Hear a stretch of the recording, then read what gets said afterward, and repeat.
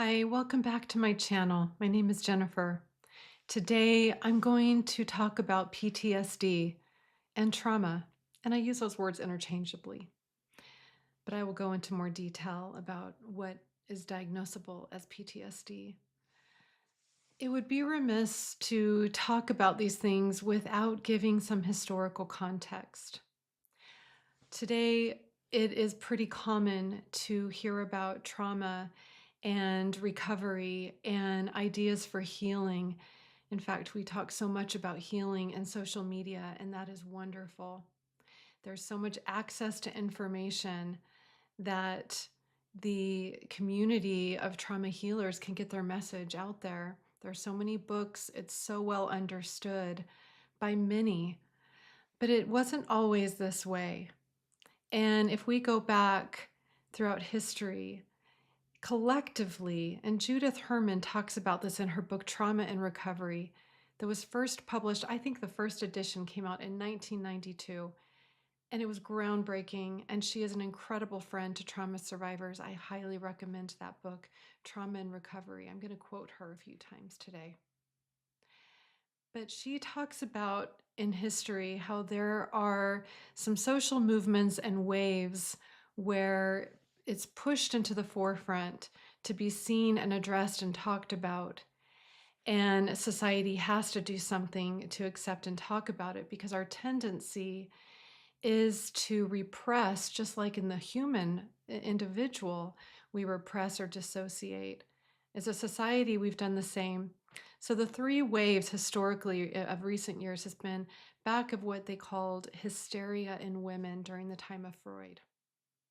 And this was when trauma first began to be talked about. And I don't know if you're familiar with the story of Freud. I'm going to give you a very, very brief summary of this, but she goes into detail in her first chapter, introduction, in the book of each of these 3 points that I'm going to talk about historically. So Freud had a particular patient is highlighted that he became very close to, who had these symptoms of what they called hysteria back then. And as he began treating her and listening to her and having sessions with her, it came out that she had been sexually abused as a child.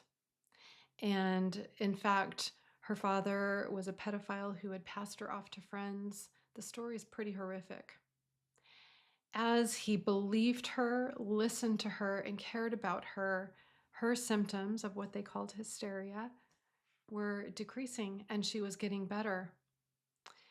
He had colleagues at the time in other places, like in France, and they were seeing the same thing.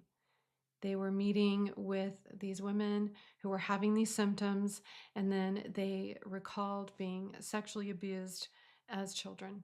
And then they were healing and recovering by being heard and believed in safe spaces. So Freud was excited about this discovery and very proud of it, and wrote a paper to present to his community.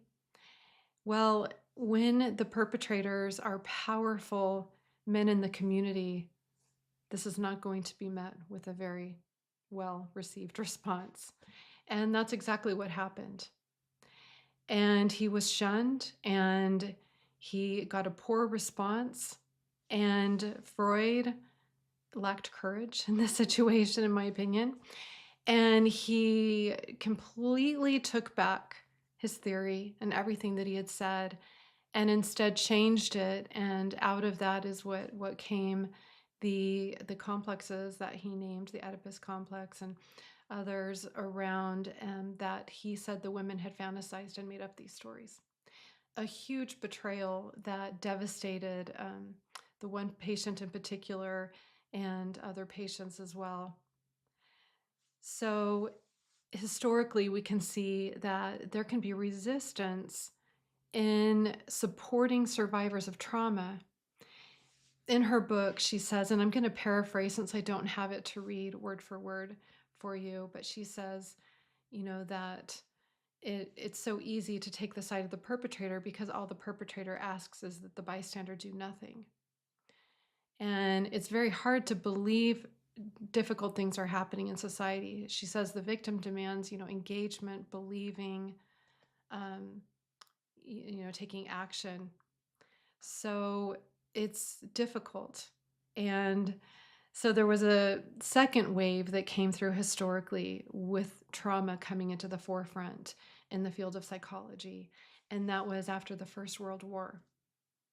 So the men were coming home with these psychological symptoms, and they came up with a term shell shock because they wanted to give a physical explanation. And they said, well, they must have been near some, shells going off. And then they were realizing, no, there were people with these symptoms that hadn't had that happen, but it was so difficult for them to accept emotional ramifications to war and psychological problems to war. There are some pretty horrific stories of different ways that they were trying to treat these soldiers when they came back, and belittling them, that they didn't have courage or that they weren't heroes if they had these symptoms. It's really, really sad to read about and horrific, but important to understand in human nature what happens. During the Vietnam War, there, again, poor treatment of veterans, but there were some, psychologists, psychiatrists who were learning more and understanding more about trauma, and some changes started happening. The third wave has been giving more attention to domestic violence and sexual abuse that has come in more recently, maybe in the past 30 years or so. Again, met with resistance, and it takes a big movement to come out and speak about these things, and then for the psychological community to be responsive. But even they are met with disdain sometimes. And it may be hard to believe for those of you who are new in learning about trauma, and there's so much good information now. I'm so glad that things are the way that they are. But I do want you to know that it is not like this for everyone, even now. It is not like this everywhere. But let's go into, now that we know a little bit of the history of what is post-traumatic stress disorder. What is trauma? I love Gabor Mate's example in his book, The Myth of Normal. And he likens trauma to a car accident analogy. And he says the bad thing that happened is the car accident, and the trauma is the injuries that the person sustained. I really like this because sometimes people have gone through such horrific things that they equate this huge horrific thing to feeling an inability to ever resolve it.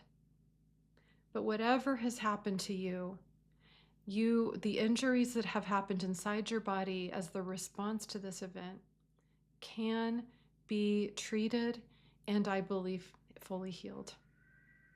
So trauma is the injuries that happen inside the body. So this is the reactions in the nervous system, even the beliefs about ourselves, shame,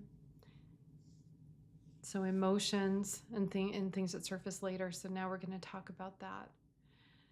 So what happens in a moment of an overwhelming event? So something happens, and this could be, imagine, a natural disaster or something that's human caused. But in an overwhelming experience of terror mixed with powerlessness, we talked about that when we talk about the freeze mode. There's a part of the brain called the hippocampus. And in these overwhelming experiences, it goes offline. And what happens is these experiences don't get processed properly. The hippocampus is responsible for putting a timestamp on experiences, and then it goes to the proper place in the memory. But when these overwhelming experiences happen and the hippocampus is offline, they are stored in a different way. And I kind of imagine it when I explain to people that I call them implicit memories. And it's almost like there's these sealed off bubbles, and they get buried. They get buried, but they're just raw and fresh, just sealed off in these bubbles. But if they were to get tapped into, the emotion would feel like now, because the hippocampus wasn't there to say that's then. And if there's terror, anything that's going to tap into those implicit memories is going to bring up huge feelings. So this is exactly what happens in PTSD. So PTSD is a diagnosis of where there are intrusive feelings, memories coming in that are overwhelming. And I'm not going to go through the full diagnostic criteria in the DSM. You can look that up. But the really important part to remember is that there can be a trigger in present day. And I think I mentioned that our amygdala will group memories that feel similar together because it's learning and keeping track so that it can remember to watch for danger and watch for those things later. So in a moment going day to day in normal life, there's something that is a little bit similar or a lot similar. Imagine for a war veteran, it's a firework going off, something like that. But the brain will have this moment where the amygdala says this is similar, and there's going to be a flood of that emotion, that implicit bubble, that memory is going to get tapped into. They call PTSD a disorder of time, and it has to do with this function of the hippocampus. So what happens and why it's a disorder of time is there's something present day. The danger isn't present day. The experience isn't present day. But the flood of emotion will come back and feel like present day. I've heard an acronym that's really helpful in understanding kind of how these memories can be stored and how they can resurface and how they come back. The word itself is irrelevant. I don't know where it comes from, but it helps me remember the 4 things. And the acronym is BASK, B-A-S-K. This is really helpful for people who are having floods of emotion, but no memory, not understanding where it's coming from. Because trauma memories can be split and separated, and the flooding that comes back can come in these 4 distinct ways. Sometimes you'll get 2 together, sometimes you'll get all 4 together. So the B stands for behavior. I see this as impulsive acting out.